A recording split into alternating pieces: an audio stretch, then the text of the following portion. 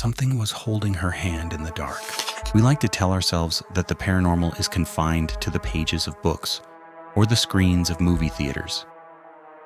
We comfort ourselves with the thought that once the lights fade, reality snaps back into place.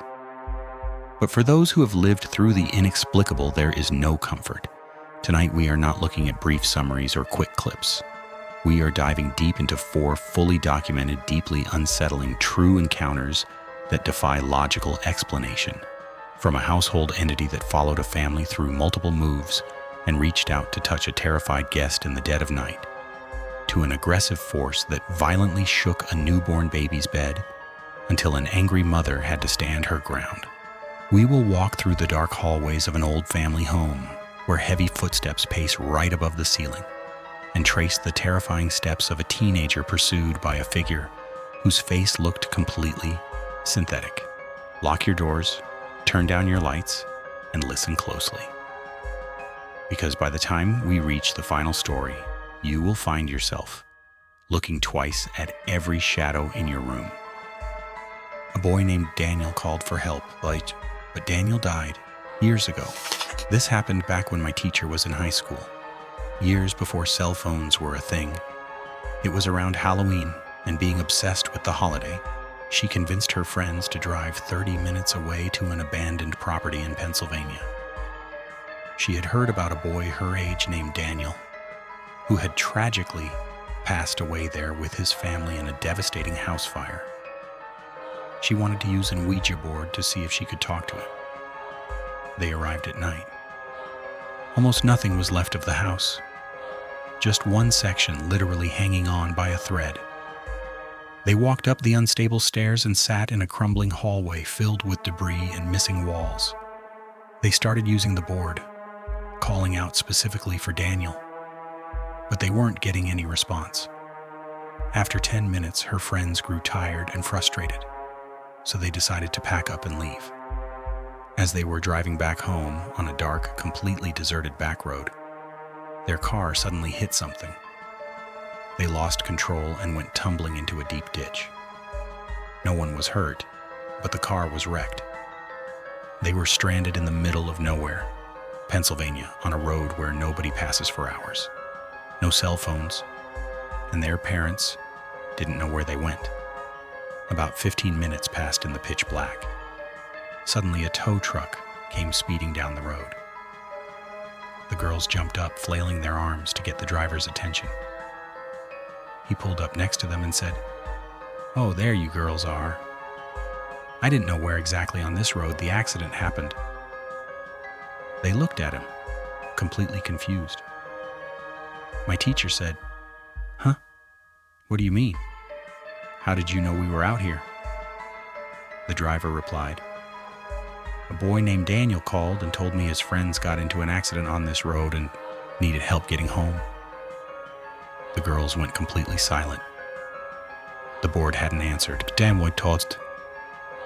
But Daniel had been listening the entire time. They sat crammed in the front cab of the truck in terrified, absolute silence until the driver took them home. A ghost child left a tiny handprint at the very top of my curtain. I'm currently in my early 20s, but this experience still haunts me. I usually spend my summers in Mexico at our family house, and my grandma stays there with me. This house was brand new, built on fresh soil, with absolutely no previous owners. One night I was lying in bed, watching TV, when I heard strange noises downstairs coming from the garage. Assuming my grandma was just getting back from work, I walked out to check. Downstairs was pitch black and completely silent. I brushed it off and went back to my room, but the noises started again, this time sounding like they were right in the kitchen. I stepped out a second time, but again, total darkness, dead silence. Fighting off a wave of nervousness, I ignored the tapping, locked my door, and just went to sleep. The next morning, I told my grandma about the weird noises. She went pale and asked, "Did you see anyone?" I said no, asking why she would even say that. That's when she dropped a bombshell. Even though the house was brand new, several family members and past renters had complained about seeing the exact same entities. A woman in white, and two young sibling children, a brother and a sister. Terrified, I decided to spend that next night at my aunt's house. No one else stayed in our home while I was gone.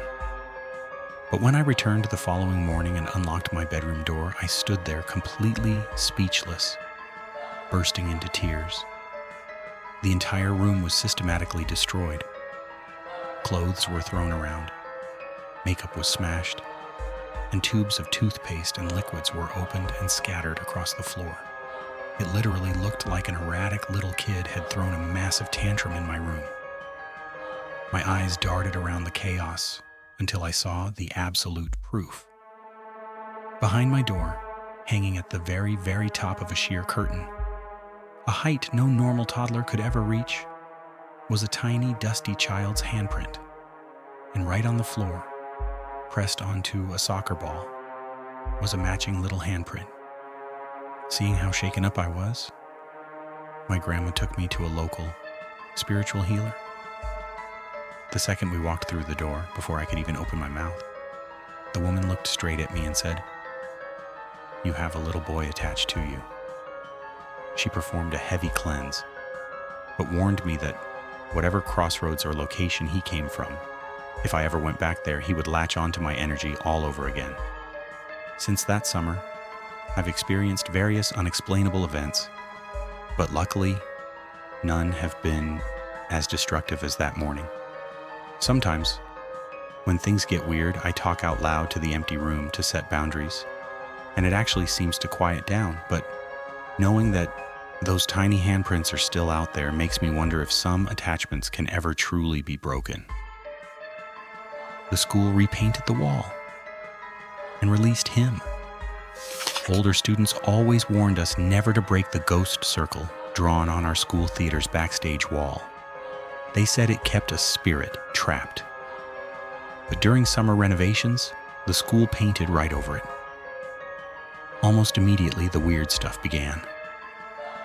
Our professional janitor suddenly refused to clean the theater at night. Banging noises echoed from the prop closet, stopping the exact second the door was opened. Then I discovered the truth. Years ago, a theater student had died in a horrific car crash right before a show. The climax happened in December during a play I was directing. The tech was completely glitching. On closing night, the house lights refused to turn on. Desperate, I gathered the cast and respectfully asked the ghost to stop interfering. The moment the words left my mouth, the lights flicked on. I whispered thank you out loud. Looking back, that polite mistake was when it attached to me, I brought a bouquet of flowers home from the show. Hours later, 3 stems suddenly slumped over simultaneously, cleanly severed from the inside as if cut by an invisible blade. Then, the entity invaded my home. I slept in a finished basement with curtains instead of doors. I'd wake up to the curtains swaying violently in a room with no drafts. One night, I felt my bed deeply dip behind me, exactly as if someone had just sat down right next to me. When I spun around, the room was empty.